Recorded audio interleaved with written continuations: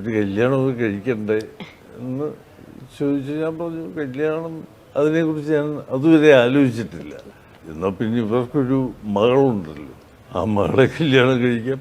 അങ്ങനെ അവരുടെ അടുത്ത് തന്നെ അന്ന് വൈകുന്നേരം തന്നെ അവരുടെ അടുത്ത് നിന്ന് ചോദിച്ചു, നിങ്ങളുടെ മകളെ തന്നെ കല്യാണം കഴിക്കാം. പുള്ളിക്കാരി പേടിച്ചിട്ട് പറഞ്ഞ് ഞാനല്ല അതൊന്നും തീരുമാനിക്കുന്നത്, അവരുടെ അച്ചാച്ചനാണ്, പുള്ളിക്ക് അറിയത്തില്ല ഞാൻ കല്യാണാലോചനയായിട്ടാണ് ചെന്നിരിക്കുന്നത്.